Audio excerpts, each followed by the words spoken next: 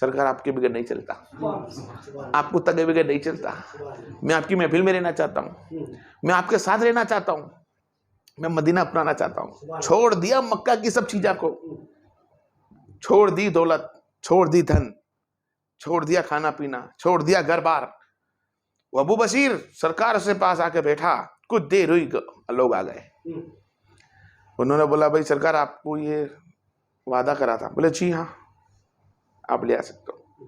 جب ابو بصیر کو پیر میں جنجیر باندھ دی, ہاتھوں میں ہتھڑیا رسی سے باندھ دیا, نواز مکہ لے آ رہے.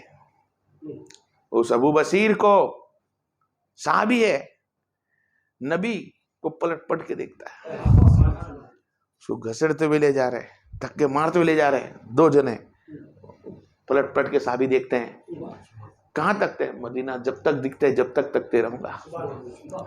تکتے رہے, رستہ پار ہو گیا. سرکار دو عالم صلی اللہ علیہ وسلم دکھائی دینا, صحابی کو بند ہو گئے. تو دو رستے میں دونوں بولتے کہ تو مدینہ آیا تھا, تو مدینہ آیا تھا, نبی کے پاس آیا تھا, نبی سمجھ کر, رسول سمجھ کر, تیرے نبی تیرے رسول سمجھ کر. تیرے نبی رسول نے تو تجھے روکا بھی نہیں, اور ہم کو یوں بھی نہیں کہا کہ جاؤ میں نہیں دوں گا, میرے ابو بصیر کو رہنے دو. ہم نے جیسے فریاد کری ایسے تجھے سونپ دیا. تو مجھے کہ بھٹکا رہے ہو آپ لوگ, میرا آقا ہے وہ. میں تو آج میرا ایمان اور پکا ہو گیا. کس بات پر تیرا ایمان پکا ہو گیا ابو بصیر؟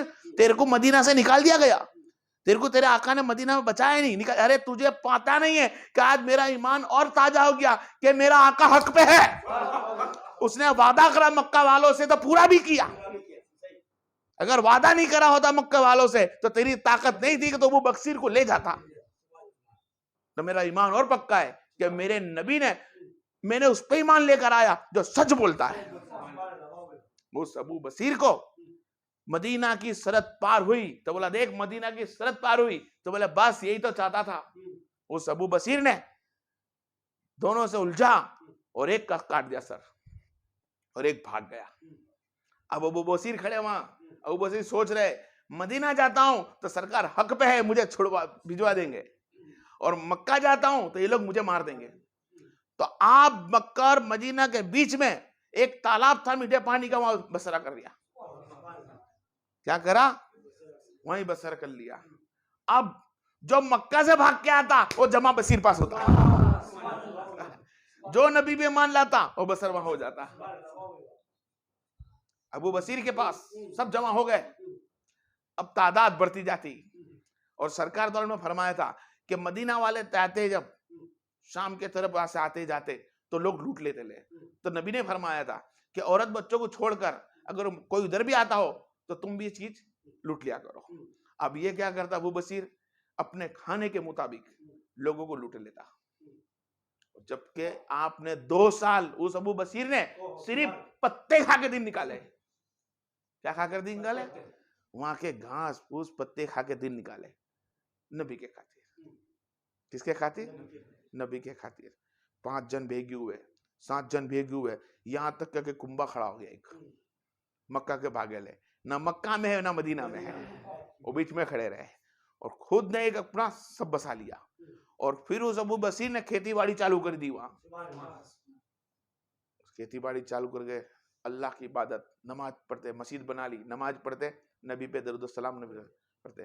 جب وہاں پہ خبر پہنچی کہ بھائی ابو بصیر تو بیچ میں رہ گیا ہے, ادھر کا ادھر کر دیا اس نے, تو نبی نے فرمایا کہ ابو بصیر کو کہنا کہ نبی تجھے بلوائیں گے. کیا کریں گے؟ نبی تجھے بلوائیں گے. تو ابو بصیر کی عمر اتنی ہو گئی بصیرہ تھا وہاں کہ آپ ایک دم ضعیف ہو گئے. تو لوگوں ان کے ساتھ والے تھے وہ سب دم توڑ دیا. لوگ بولنا کہ ابو بصیر بھی اب دم توڑنے والا ہے. تو بولتا ہے نہیں مروں گا. ابو بصیر بولتا ہے میں نہیں مروں گا. بولے کیوں؟ میرے آقا کا قول ہے کہ میں بلواؤں گا, اور جب تک آقا کا قول میرے سامنے نہیں آتا کہ مجھے بلایا, خالی میرے کانوں تک بات آ جائے کہ مدینہ سے کوئی نے بولا ہے کہ نبی نے بلوایا, اسی وقت موت آئے گی, جب تک موت بھی نہیں آ سکتی. اس ابو بصیر کا وقت اتنا نازک ہو گیا کہ لوگ سمجھے چھیلی ہچکی لے رہا ہے، یا چھیلی ہچکی لے رہا ہے یا فتح ہے۔ سرکار نے فرمایا جا ابو بصیر کو بولو کہ محمد نے یاد کیا ہے، تجھے بلایا ہے۔ اب لوگ صحابی پہنچے وہاں، فرمایا کہ اے ابو بصیر، تو بولے بھائی چھیلی ہچکی ہے، پچ جانے والا ہے۔ جا کے دیکھا تو ابو بصیر چھیلی سانسی لے رہے تھے، نبی دیکھ رہے تھے۔ جیسے صحابہ کو دیکھا کھڑے ہو گئے، جی صاحب کیسا ہے، مدینہ سے آئے ہو؟ مدینہ سے آئی خبر تو ہلچل مچ گئی بدن کے اندر۔ فرمایا کہ جی وعلیکم السلام، کس بات سے آئے ہو، کیا بات ہے؟ بولے سرکار نے آپ کو یہ خط دیا اور فرمایا ہے کہ سرکار نے تمہیں یاد کیا ہے، بلایا ہے۔ تو آپ نے کاغذ کی لفافے کو، چٹھی کے سرکار کو چھاتی سے لگایا اور دونوں ہاتھوں سے جھومے اور فرمانے کے لوگوں دیکھو جس پہ میں نے ایمان رکھا تھا وہ بات اب سچ ہوئی ہے۔ اس وقت آپ نے بھی دلیل دی، اشہد ان لا الہ الا اللہ اشہد ان محمد رسول اللہ، لا الہ الا اللہ محمد رسول اللہ، بس ایک کلمہ پڑھتے رہے، اللہ